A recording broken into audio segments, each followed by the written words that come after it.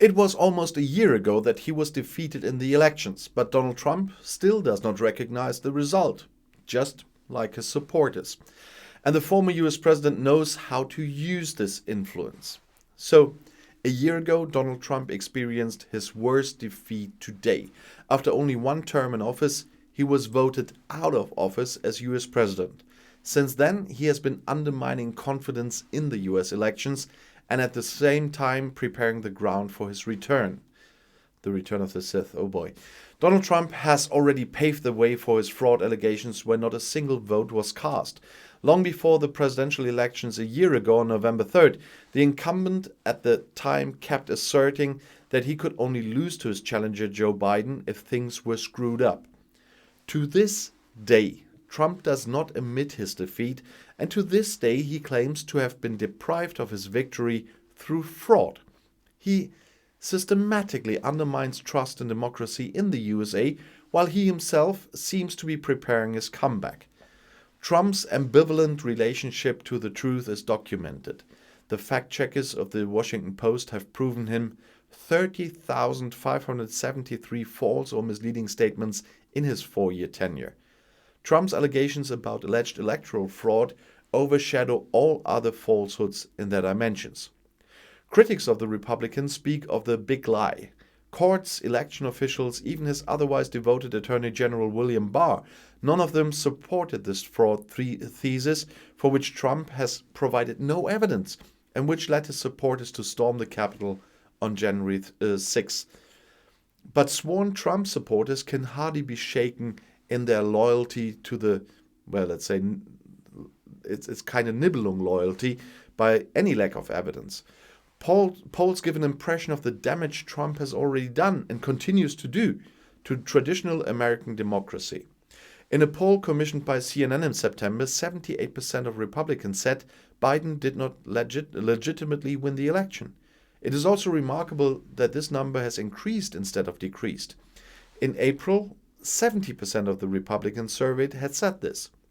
Critics fear that Trump's actions could set a precedent for the Republicans, that is, that they turn every election defeat into a case of fraud. Initial tendencies in this direction have already been observed in the unsuccessful attempts to vote out California's Democratic governor. Journalist David Brock recently warned in the New York Times that bogus claims of electoral fraud could become an integral part of Republican political strategy. Every election that the Republicans lose is challenged with lies. Even victory by the Democrats is delegitimized. That is poison in a democracy, he said. It is a highly dangerous strategy that Trump is pursuing for democracy as a whole, but also for his own party. An email sent to supporters in Trump's name recently said, "If we don't solve the fraud in the 2020 presidential election, which we have thoroughly and conclusively documented," what a lie, "then Republicans will not vote in 2022 or 2024. The primary goal of the Republicans is to win a majority in the Senate and House of Representatives in the congressional elections in 1 year. But that can only succeed if the party mobilizes its supporters, not if they stay at home. Trump continues to have a gigantic influence on millions of voters." Senate Republican leader Mitch McConnell told CNN, "I hope the 2022 election will be a referendum on the performance of the current administration, not a clue of what might have happened in 2020. Trump is already thinking ahead of the next year's congressional election, namely the 2024 presidential election. There are increasing signs that he will then run again. Ex-President Trump tells almost everyone who listens that he will run again in 2024, and poll after poll shows that the vast majority of Republicans would like to cheer and vote for him, wrote the news site Axios. The Washington Post reported that advisors could have persuaded Trump to wait until after the congressional elections to announce a candidacy, so that it doesn't fall back on him if the Republicans miss their goals. Trump is likely to be spurred on by the difficulties Biden is currently struggling with. Flagship projects are being crushed in inner-party wing battles. The corona pandemic has still not been overcome. and the withdrawal of US soldiers from Afghanistan ended in chaos.